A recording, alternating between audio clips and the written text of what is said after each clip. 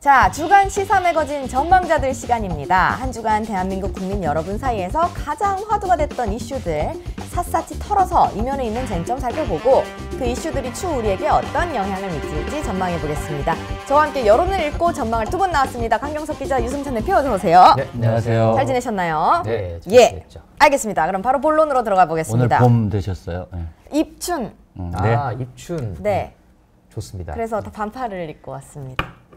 대통령 국정수행평가 먼저 짚어보겠습니다. 강경석 기자, 한 주간 여론이 어땠나요? 네, 이번 주는 저희가 순서를 바꿨습니다. 한국 갤럽 조사를 먼저 맞아요. 소개를 해드리게 됐는데 이게 사실 뭐 리얼미터 조사가 제가 늘 얘기하지만 너무 네. 변동치가 없어서 좀 네네. 의미가 없어 보여서 이번에는 저희가 이제 갤럽 조사를 먼저 소개합니다. 갤럽 네. 조사 결과 1월 30일부터 2월 1일까지죠. 2월 1일까지 2월 첫째 주 조사한 결과 부정평가의 변화는 없었지만 긍정평가가 2%포인트 하락했습니다. 그러니까 이게 63대 29. 이 수치는 정말 충격적이죠. 뼈아픈 수치예요. 20대가 된 거잖아요. 그러니까 이제 20대. 거의 네. 그쵸. 네, 4월, 지난해 4월이니까요. 예. 거의 9개월 만에 지금 부정평가가 다시 20%대로 돌입했는데 네. 이게 사실 지역별로 봤을 때 좀 충격적인 수치가 뭐였냐면 네네. 대구 경북, 그러니까 소위 보수의 이 가장 지지층들이 결집해 있는 대구 경북 지역에서조차 긍정평가가 45였고 네. 부정평가가 48이었어요. 그러니까 물론 오차범위 안에 있는 수치긴 하지만 거의 절반 가까이가 지금 서로 긍정과 부정이 맞아요. 나뉜다는 거예요. 예. 그러니까 연령대별로 봤을 때도 지금 뭐 10대, 20대, 30대, 40대까지 할 거 없이 전부 다 부정평가가 70%대에 지금 육박했고 네. 심지어 60대도 지금 부정평가가 늘었어요. 네. 60대가 부정평가가 54고 긍정평가가 42예요. 이게 무슨 얘기냐면 소위 그동안의 지지층들이 20대, 30대, 40대에서 부정평가가 70, 80 이랬는데 60대 이상에서 이거를 상쇄시켜줘서 저 수치가 나오는 거예요. 63이라는 수치가 나오는 건데 네. 지금은 이미 60대 이상에서도 부정평가가 더 과반을 넘어갔다는 거예요.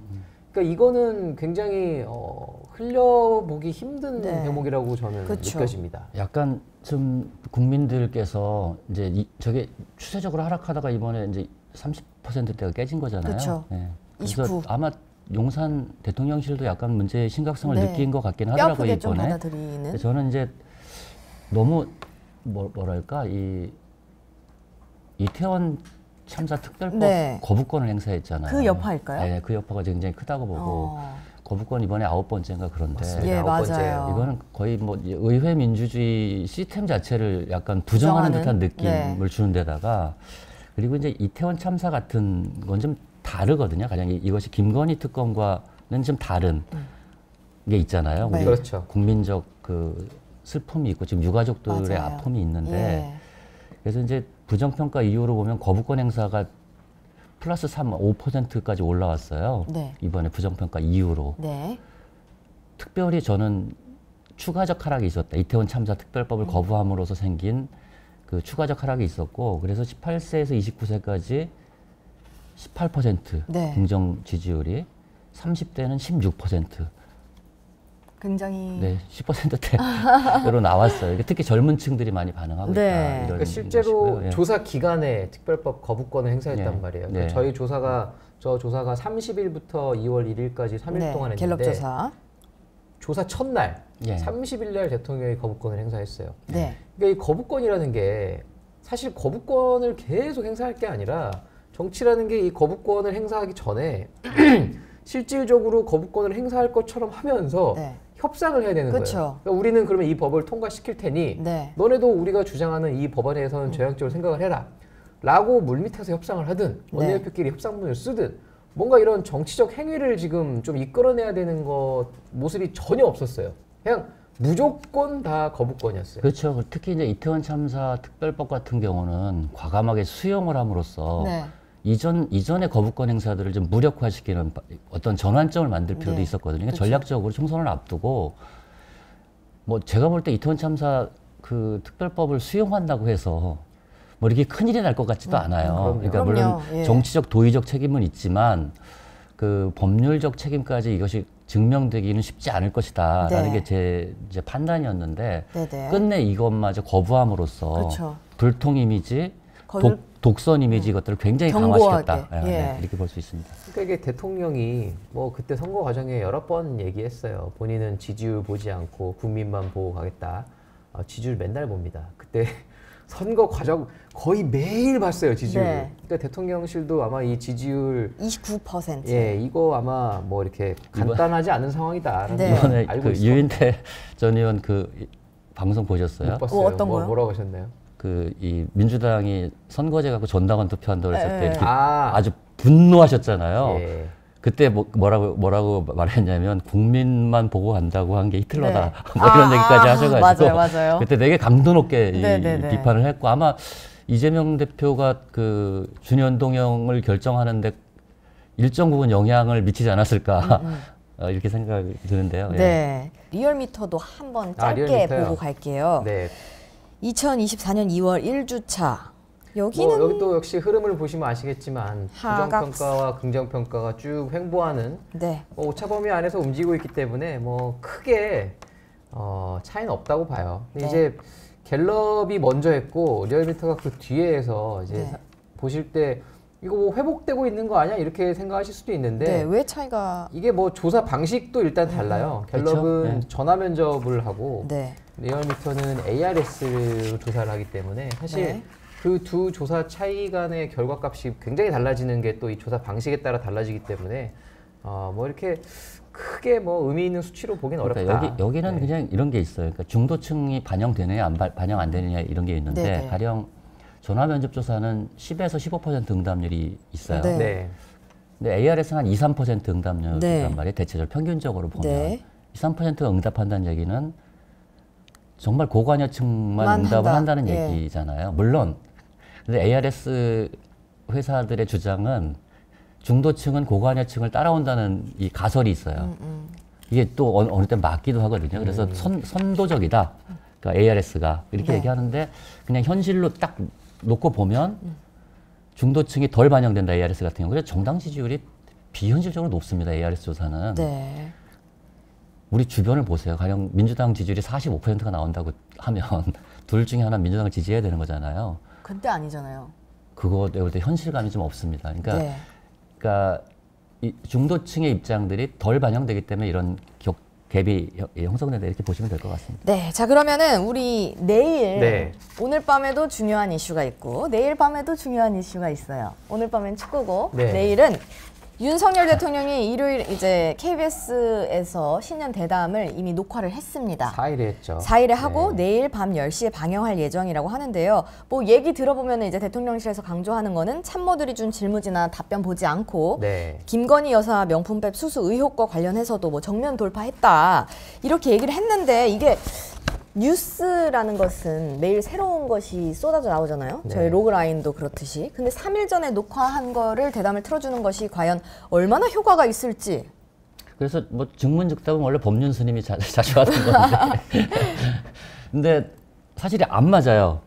증문즉답인데 녹화해서 3일 뒤에 방송한다. 네, 이건 네. 좀 안 맞는 거잖아요. 그쵸. 그러니까 이게 이제 그래서 이게 약간 인지 부조화가 생기는데 그러니까 국민들이 네. 볼 때는 네. 이미 이제 녹화 방송이라는 거에서 의구심을 가질 거예요. 불리한 방송, 불리한 발언 편집하지 않았을까? 뭐 질문 같은 게 혹시 이제 나왔을 때 답변이 네. 제대로 못한 건 방송을 안 하지 않을까? 네. 뭐 이제 그런 의구심들을 가질 텐데. 네. 근데 요즘은 그래서 이거를 처음부터 끝까지 편집 없이 무편집으로 라이브로. 원테이크한 네. 그 방송들을 내보내는 경우도 있어요. 그래서 내일 어떻게 방송이 나올지 한번 보긴 봐야겠지만 네. 뭐 대통령 지지율의 가장 하락 원인 중에 하나도 그런 불통. 그렇죠. 불통 이미지가 불통이었거든요. 굳어진 거죠. 지금 취임 100일이었나요? 그때 기자회견한 직후 1년이었나요? 기자회견한 이후로 기자들과 문답을 한 경우가 없었어요. 없었어요. 거의 없죠. 예.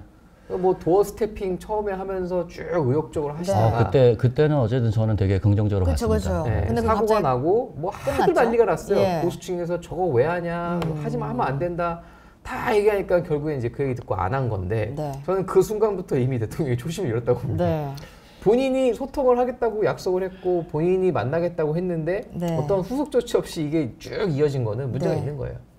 어쨌든 그래서 내일 내용을 봐야겠죠. 내용을 컨텐츠. 봐야지 네. 조금 더 평가를 할 수 있을 것 같다. 내용을 봐야 되겠지만 뭐 저는 큰 기대는 없고요. 네. 가령 저는 뭐 김건희 특검을 수용하겠다. 네. 뭐 이렇게 하면 네, 큰 반영이. 아니 변곡점이 될 수 네. 있죠. 그거는 뭐 근데 그럴 가능성은 현재로서는 좀 없지 않나 뭐 이런 생각이 들고 그리고 명품백에 대한 사과 문제도 어느 정도 수위에서 나올 거냐.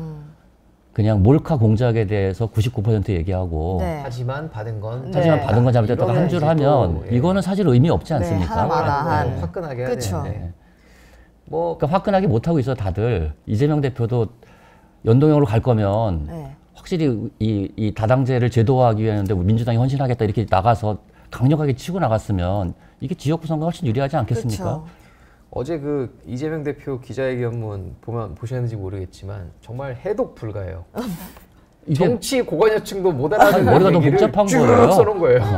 좀 준- 심플하게 써야 되는데 네. 준위성정당이란 말 처음 들어봤습니다. 저. 맞아요. 거의 뭐- 저도. 예. 이거는 약간 이거는 되게 새로운 또 이 스피치의 영역을 네. 여는 게 아닌가 할 네. 정도로 저는 좀 저를 보면서 계속 물음표가 머릿속에 계속 떠오르는 거예요. 예, 저도 그랬어요. 저게 뭐지? 난수표 같은 저게 네. 무슨 얘기를 하는 거였고. 걸까? 참 답답합니다. 그래서 미안하다는 건가? 그런 이성정당은 안 되겠다는 면에서 건가? 윤석열 대통령은 단순하긴 할 텐데 네.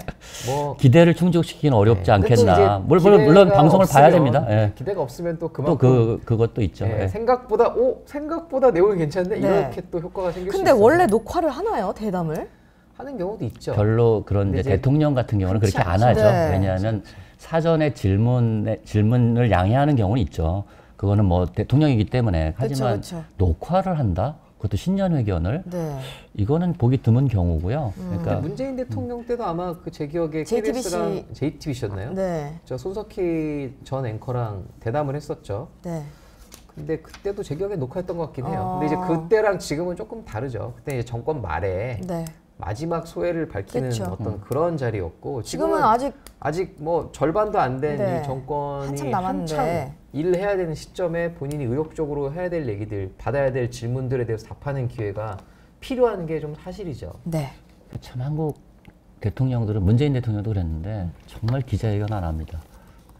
이게 약간 서로 신뢰가 좀 떨어졌어요. 그리고 선거할 때는 매일 만날 것처럼 얘기하고 맞아요. 안 합니다. 그 다음에 그게 참 이게 듣고 싶은 얘기만 듣고 싶어하는 네. 약간 제왕적 대통령제의 폐해라고 저는 보는데 아무튼 그게 역사적으로 반복되는 것 같아서 좀 안타깝습니다. 근데 이제 국민들이 좀 아쉽게 생각하는 대목이 이런 거예요. 백만 볼트님도 지적했지만 네. 대통령이 소통하겠다고 용산까지 갔는데 네. 결국 달라진 게 그죠? 하나도 용산 없잖아요. 왜 가냐. 청와대 버리고 거기 이럴 갔는데 거면 용산 뭐하러 갔나 이런 그러니까요. 얘기가 나오는 거예요. 그러니까 이제 그런 부분들 굉장히 그냥 정치에 관심이 없더라도 과거에 대선 때 뭔가 조금씩 듣고 느꼈던 게 있으신 분들은 이렇게 얘기하는 거예요.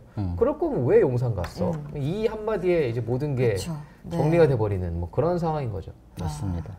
이건 제 개인 이야기이긴 네. 한데 제가 최근에 약간 힘듦을 겪으면서 저의 입사 자소서를 다시 한번 봤습니다. 정리를 왜, 하면서. 왜? 그게 아직 있으세요? 네, 그건 남겨놨거든요. 네. 근데 거기에는 정말 저- 초심. 저도 보여주세요.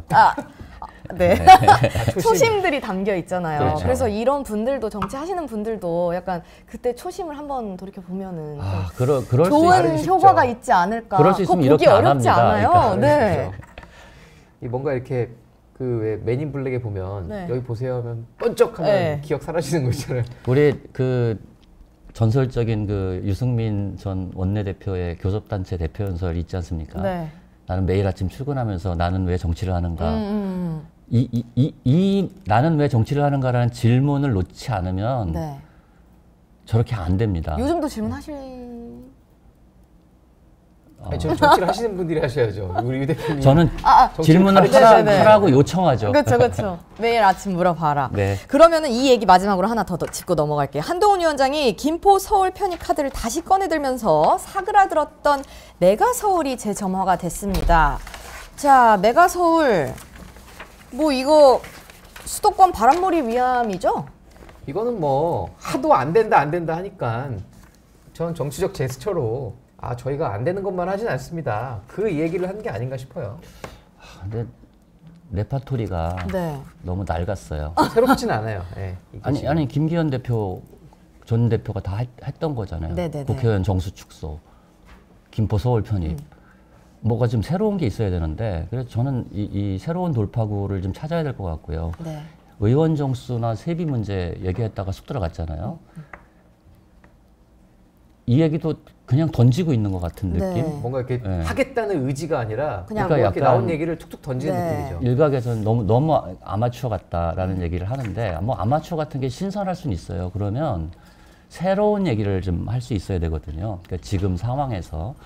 근데 이 지나간 레파토리를 다시 꺼내는 듯한 느낌이 들어서 이게 얼마나 파장이 있을까. 네. 오히려 뭐 우리 그 기시감이 너무 공격을 잘하는 우리 이준석 대표한테 공격의 빌미를 줄 수는 네. 있어도 이것이 새로운 가령 그 중도 확장이라는 이제 선거 이제는 그때 거기로 가야 되거든요. 네네. 이제 그 구도 전쟁에서 공천 인물 이쪽으로 가면 중도층의 마음을 얻기 위한 뭐 새로운 전략으로 가야 되는데 이런 식의 이게 이제 약간 포퓰리즘적인 건데 네. 포퓰리즘이 선거 때는 뭐 너나 너 할 것 없이 포퓰리즘을 하긴 하지만 좀 새로운 걸 갖고 했으면 좋겠다 하는 생각이 좀 듭니다. 네. 자, 더 전망하실 거 없으시죠 오늘은? 네. 우리 충분히 많이 전망한 것 같은데요. 제가 여기 질문지에 있는데 그냥 지나가셔가지고 아, 네. 예. 그 노래를 하신다고 그래가지고 맞아요. 그 변진섭.